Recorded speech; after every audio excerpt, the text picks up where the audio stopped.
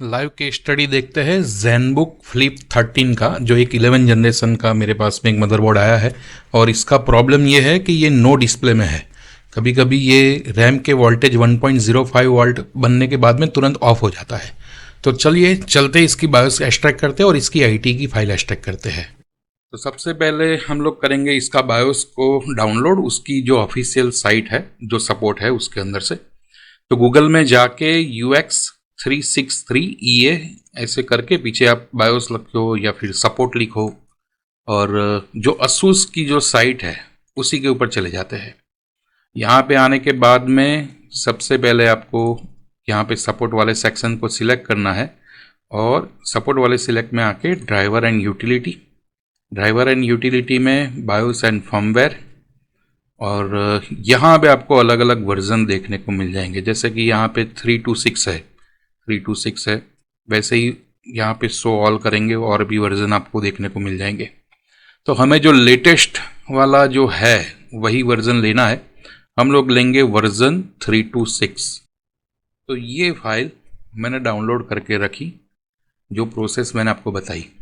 अभी असूस के जितने भी बोर्ड आते हैं ना, उसके अंदर ज़्यादातर में आपको उसको सेल्फ एक्सट्रैक्ट ही करना है। एक बात को ध्यान में रखना है। तो इसको आप रन करिए। रन करने के बाद में इस तरह से मैसेज आएगा, और ये आने के बाद आपको करना है नेक्स्ट, आई एक्सेप्ट। यहाँ पे जो इंस्टॉल है उसकी जगह पे करना है एक्सट्रैक्ट। इसको करिए नेक्स्ट।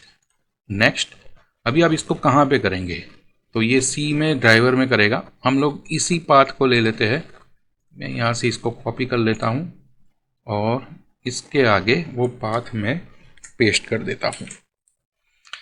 तो इस तरह से ये यहाँ पे ही एक फोल्डर बना देगा। इसको नेक्स्ट करिए, इंस्टॉल करिए। ये बीच में इस तरह से रुक जाएगा, लेकिन आपको वेट करना है। थोड़ी देर के अंदर ये इसको एक्सट्रैक्ट कर लेगा।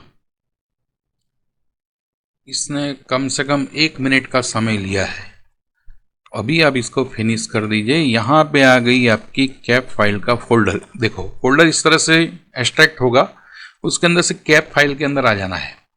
और ये है हमारी बायोस की फाइल, लेकिन इसकी साइज देखिए 19 MB है। तो ये हमारी करेक्ट साइज नहीं है, तो हमें इसको बनाना पड़ेगा। और यहाँ पे .326 लिखा है ना, तो इसका मतलब ये होता है वर्जन 326 बायोस का वर्जन है ये। तो अभी हम लोग LB के अंदर चले जाते हैं, और LB को ओपन करने के बाद में सबसे पहले हमें उसका बैकअप चाहिए होगा। तो मैंने इसका बैकअप जो है वो मैंने ले लिया है पहले से, तो बैकअप को भी मैं यहीं पे रख देता हूँ। अभी हम लोग यहाँ पे इसको ओपन करेंगे। तो सबसे पहला कमांड कौन सा होगा, देखो अभी यहाँ पे एक बात को ध्यान में रखो, हमें इन दोनों फाइलों की ज़रूरत नहीं है। तो इसको हम डिलीट कर देंगे तो भी चलेगा। तो मैं इसको डिलीट कर देता हूँ, इसको डिलीट कर देता हूँ, ताकि हमें आसानी रहे समझने में।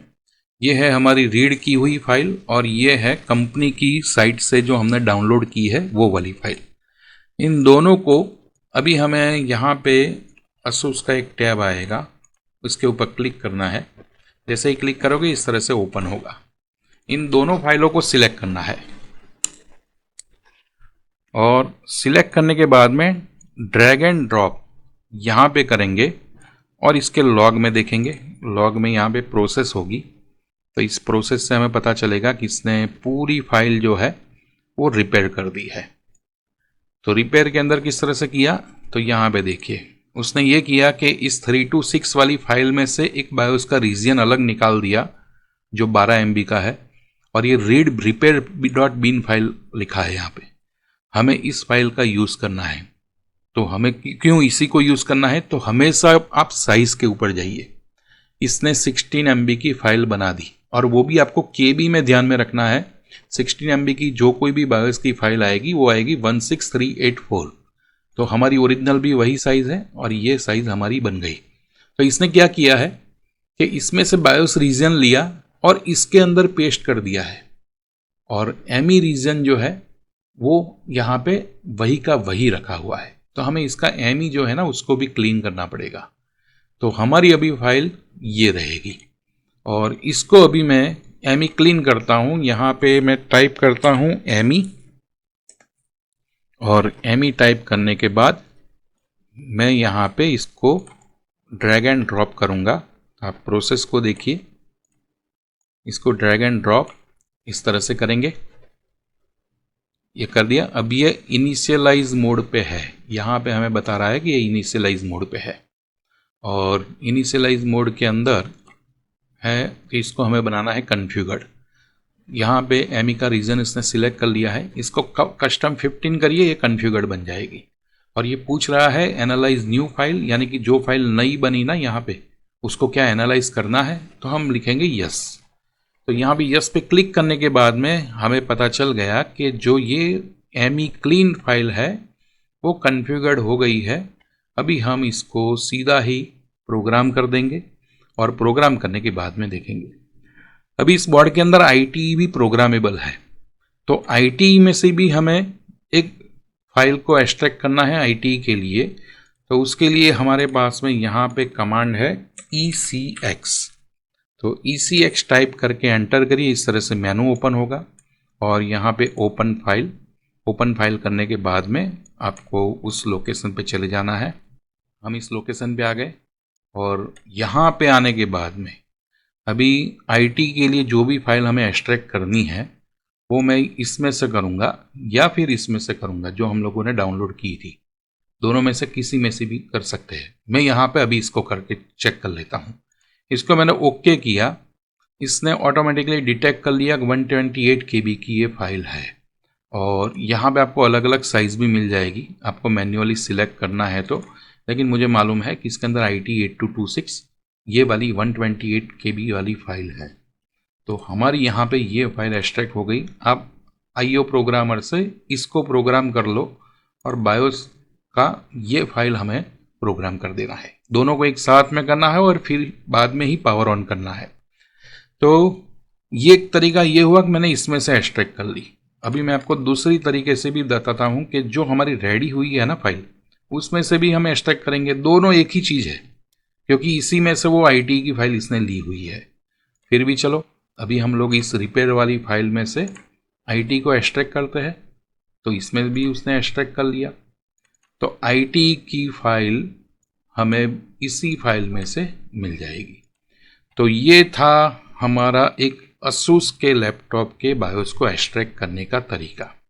इसके अंदर और भी अलग अलग चीज़ें होगी, जैसे कि समझो यहाँ पे बायोस एक्सट्रैक्शन के अंदर आपको इस तरह का भी मेनू देखने को मिलेगा, तो यहाँ से भी कर सकते हैं। तो इसको भी मैं आपको बता देता हूँ, ताकि इन फ्यूचर अगर समझो मैंने जो अभी कमांड बताए उससे अगर आपका काम नहीं होता है तो इसमें होता है वो देख लेते हैं। इसको जैसे ही आप क्लिक करोगे, एक्सट्रैक्ट बायोस इमेज करोगे, तो यहाँ पे लिखा है this file content BIOS image only, you need to use injector और repair old file with the same image part. यानी कि हम लोगों ने जो कमांड यूज़ किया हमें उसी को यहाँ पे यूज़ करना है। तो यहाँ पे इस तरह से आपको मैसेज आ जाएगा। तो ज़रूरी नहीं है कि ASUS का ये है तो आपको इसी तरीके से करना है, आप उसमें से भी कर सकते हो और यहाँ से भी कर सकते हो। यहाँ पे बायोस इमेज ओनली इस मेनू के द्वारा इस तरह से एक्सट्रैक्ट हुआ। तो ये रहा, देखिए कि 19 MB का एक बायोस इमेज का फाइल आ गया। और यहाँ से भी हम रिपेयर कर सकते हैं। बायोस का इमेज पार्ट ऑलरेडी उसने बाय डिफ़ॉल्ट लोड कर दिया, और यहाँ से हम लोग ओरिजिनल फाइल को भी सिलेक्ट कर सकते हैं जो हमने रीड करके रखी थी, इसको ओपन कर सकते हैं और रिपेयर ओरिजिनल फाइल अगर हम ऐसे करेंगे। और अगर आपको इस तरह से कोई एरर आ जाती है तो यानी कि यहाँ पे प्रोसेस पूरा नहीं होगा। अगर नहीं होता है तो हमारे पास में वो दूसरा रास्ता है जो अभी अभी हम लोगों ने फॉलो किया, तो हमें उसी रास्ते से इसको क्लीन एमी कर देनी है। तो ये दो तरीके मैंने आपको बताए, दोनों में से कोई भी एक तरीके से आपका काम होगा। और एक बात कि अगर आपको रन नहीं करना है ना EXE फाइल को, यानी कि जैसे मैंने शुरुआत के अंदर एक्सट्रैक्ट करके दिया था, अगर नहीं करना है तो आप यूनिवर्सल एक्सट्रैक्टर का भी सहारा ले सकते हो। यूनिवर्सल एक्सट्रैक्टर के अंदर टेम्प एक्सट्रैक्शन वगैरह है ही, 7-zip एक्सट्रैक्शन भी है, तो उससे भी हो जाएगा। तो ये 2-3 तरीके हैं अगर LBE से काम करना है तो। एक तरीके से अगर आपकी बायोस की फाइल एक्सट्रैक्ट नहीं होती है तो दूसरा तीसरा जो मैंने आपको तरीके बताए उन सभी तरीकों का आप यूज़ करिए। अभी मैं एक काम ये करूँगा, इन दोनों को एक बार प्रोग्राम करता हूँ, और प्रोग्राम करने के बाद में हम लोग देखेंगे कि इसके अंदर रिजल्ट क्या आया। हम लोगों ने अभी जो बायोस राइट की है वर्जन 326, और इसकी आईटी भी हमने निकाली है और मेन बायोस को भी रिपेयर किया है और उसको एमई को क्लीन किया है, उसको कॉन्फ़िगर्ड बनाया है। तो चलिए देखते हैं इसका डिस्प्ले का रिजल्ट आता है या फिर कोई मैसेज आता है या फिर कोई एरर आती है। बायोस और आईटी दोनों को प्रोग्राम करने के बाद में इसने डिस्प्ले दे दिया है और इसका वर्जन आप यहाँ पे देख सकते हो, वर्जन 326।